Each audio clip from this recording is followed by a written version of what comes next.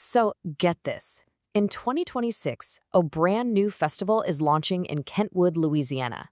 But hold on, this is way more than just another party on the calendar. To really get what this festival is all about, we've got to go back, way back. And it all circles around this one big question. How is a legacy really built? Is it, that one big, groundbreaking moment that changes everything? Or is it something quieter? Something you build brick by brick, day after day, for a whole lifetime? Well, as we're about to find out, sometimes it's both. And when those two things come together, man, that's when you can change the future of a whole town. Okay, first things first. Let's set the scene. You have to understand, Louisiana isn't just a state. It's basically one big year-round celebration. I mean, there's a very good reason they call it the festival capital of the world. We're talking over 400 festivals and celebrations across the state every single year. You name it, they've probably got a festival for it. Crawfish, gumbo, Zydeco, jazz. It's just baked into the culture, this whole idea of getting together as a community. And look, this isn't just for fun, right? It's a massive economic engine. In 2022 alone, visitors spent, wait for it, $13.6 billion, with a B. So we're talking about a proven, powerful model that brings serious money into these communities. You just have to look at something like the Bro Bridge Crawfish Festival to see how it works. You take real, authentic local culture, and you can scale it up into this incredible, self-sustaining economic powerhouse. And it's that ecosystem, that very idea, that's the backdrop for our whole story. So let's zoom in now from the big picture of the state to the story of one incredible individual.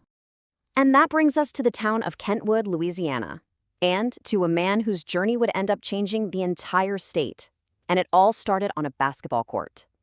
Just take a look at the date on this quote, 1961. I mean, this is an ancient history. Just a decade before our story really kicks off, the president of LSU put it in writing. It was official policy. Black and white athletes were not to play on the same teams. Just wow. And this is the man who looked at that policy, walked right into that hostile environment, and just shattered it. Collis Temple Jr., a phenomenal athlete from Kentwood, was the trailblazer who integrated varsity sports at LSU. His path was anything but easy. He was the son of a high school principal, and he actually won a state championship during the very first year Kentwood desegregated its schools. Think about that. Then in 1971, he steps onto that court at LSU and literally makes history. He had to face down threats, isolation, all of it. And he didn't just play, he dominated. He became an all-SEC star. But here's the thing, that incredible pioneering time on the court, that was just the beginning. The legacy he built after basketball, well, that's what truly defines his life.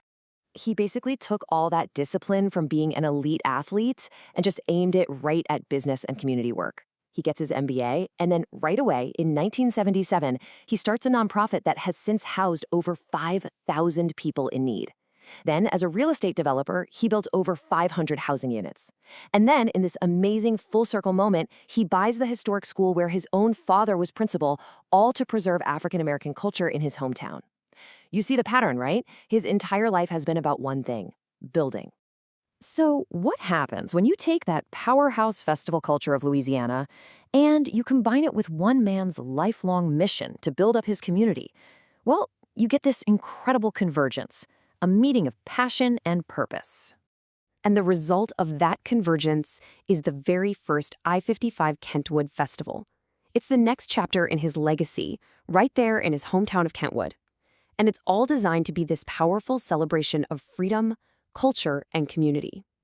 So here are the quick details. It's a 3-day celebration, and it's built around Juneteenth. The big launch is set for June 2026, and its mission? It's basically Collis Temple Jr.'s life story in a nutshell. Honor the past, celebrate resilience, and create real, tangible, long-term economic growth.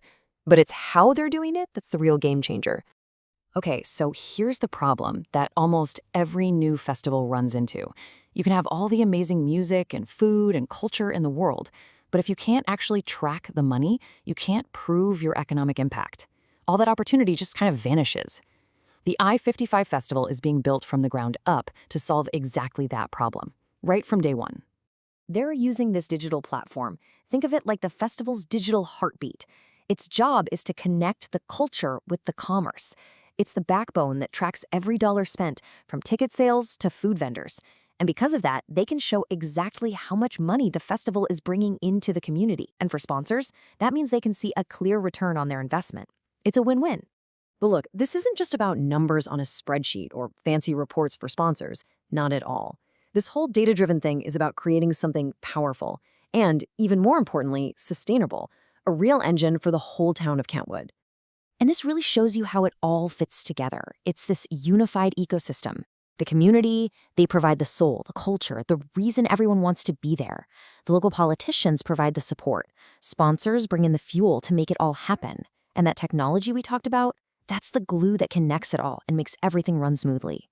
So by using this smart, data-driven model right from the very first year, this festival isn't just a one-time thing.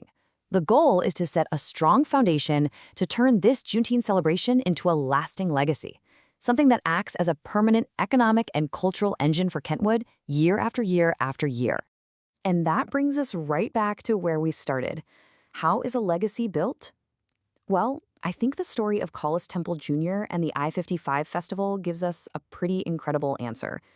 It shows us that a legacy isn't just about that one moment you break a barrier. It's about everything you build after that. It's about the lifetime of work you put in for the people who come next. He's laid the foundation. The only question now is, what will the next generation build on it?